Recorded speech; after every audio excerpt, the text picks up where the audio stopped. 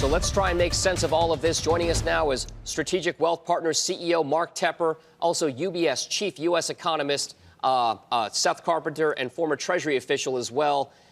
Gentlemen, I will start, Seth, with you first. Rich Clarida just spoke. He says that the U.S. is not going into a recession. He's got data on his side, but not all of it is flowing that way. So in your mind, what exactly is the balance right now? Is the U.S. tilting towards a recession? Yeah, so we have in our forecast a pretty substantial slowdown coming in the first half of next year. And I have to say the risks are probably slanted towards that slowdown happening sooner rather than later. And it's sort of fortunate we're talking this morning because the 8:30 jobs report is going to be very, very key in sort of understanding that outlook. We've got about a 132,000 forecast for that, but we made that before we got the ISM this week, and that sort of shades the risk to the downside. So take us behind the curtain a bit here. You're an economist and you use models, and those models are there to predict outcomes. How has your modeling changed with each of those days? And I just wanted, if we can show that wall again. We've seen so many different data points coming out here with regard to the warning signs.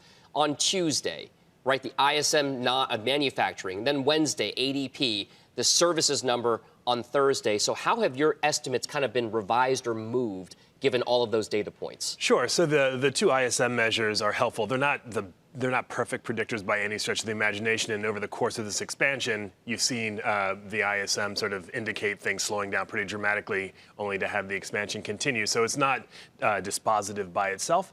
But the jobs report is going to be important, and we know that this trade war with China has hit the manufacturing sector super hard. So when all of the indicators start to align, then you start to get a bit more worried. All right, so Mark, we know that economists like Seth here have been changing or revising their estimates given all the data.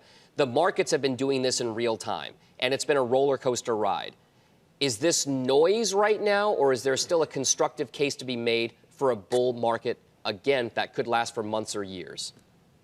Yeah, I mean, there has been this huge tug of war going on, but I would say that the bull market is still intact, depending on what happens with this jobs report today, right? I mean, you know, consumption is 70% of our economy. So the U.S. has been relying on the U.S. consumer. The entire world has been relying on the U.S. consumer.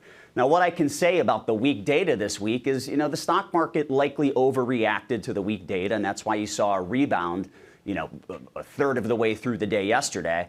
What has really happened is, you know, the probability of the Fed cutting rates has increased. So we've now, maybe about a week or two ago, there was like a 70% probability of a cut before the end of the year.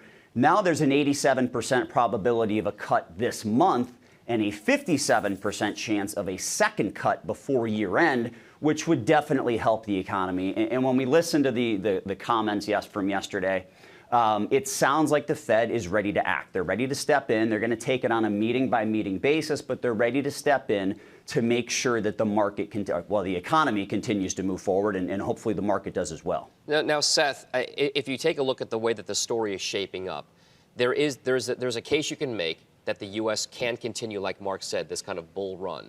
What would you need to see outside of a blockbuster jobs number or a string of blockbuster job numbers to make you as an economist feel as though you can change that thesis that you have right now and say, hey, there is no recession.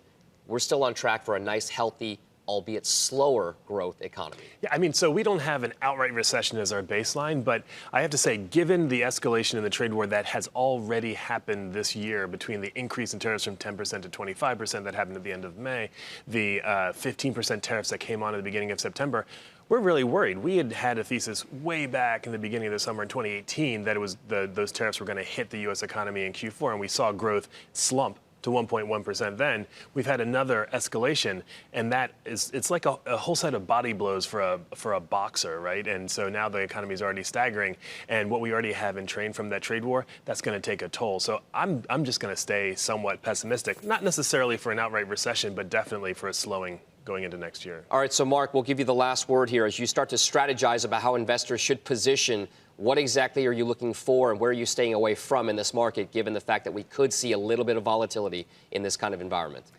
Yeah, so just like Seth said, we're concerned, right? So we have a very, very defensive positioning right now. And when you look at the economy as a whole, one thing stands out, and despite all of the negative economic data we've seen, the consumer is still strong. I mean, consumer confidence has pulled back a bit, but it's still high, and like I said, that's 70% of our economic growth. The whole world's relying on that U.S. consumer, so stick with consumer stocks. So the consumer's strong, but the consumer has become very, very price conscious. So companies like Walmart, Dollar General, TJ Maxx, these discount stores, off-price retailers, that's where you want to be right now. A great conversation ahead of a very large and big and important jobs numbers. Thank you very much, both Mark Tepper and Seth Carpenter here in studio as well.